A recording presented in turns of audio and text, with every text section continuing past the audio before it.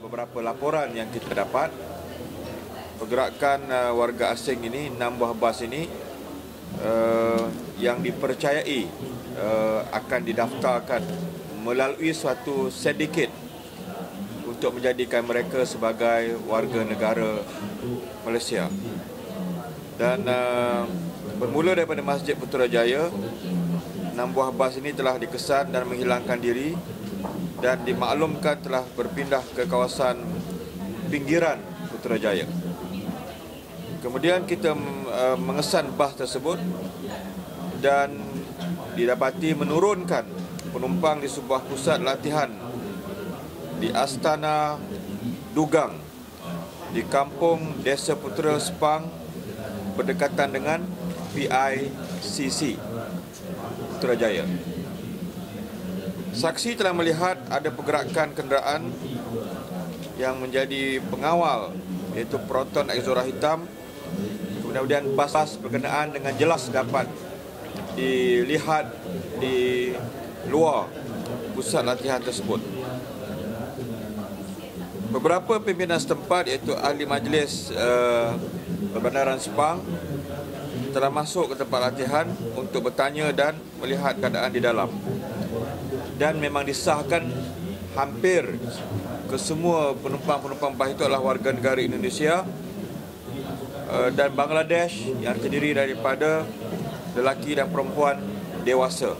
Confirm daripada wajah mereka, daripada loghat bahasa mereka dan bahasa peturan mereka, mereka adalah warga negara Indonesia dan juga Bangladesh. Ya. Kemudian mereka yang juga menjadi keraguan kita adalah terdapatnya beberapa kenderaan agensi kerajaan seperti kenderaan Peronda Polis dari Sepang, kemudian beberapa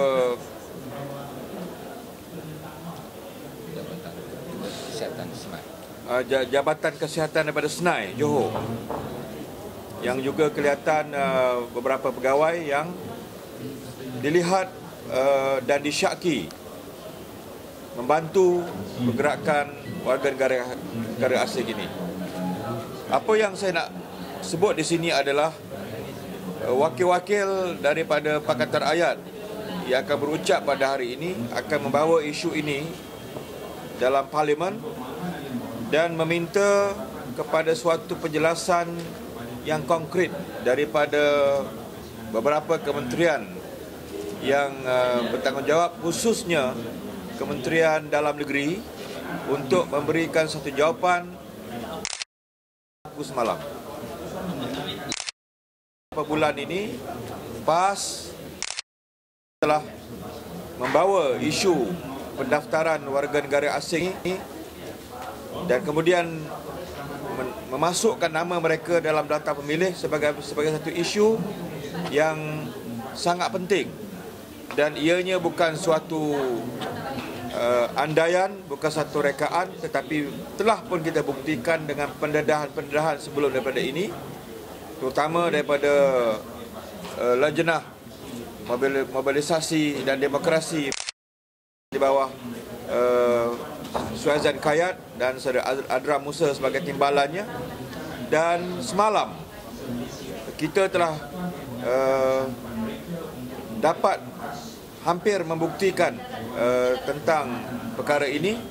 Dengan sebab itulah kita mendesak supaya Menteri Dalam Negeri pada hari ini mesti memberikan jawapan terhadap isu ini.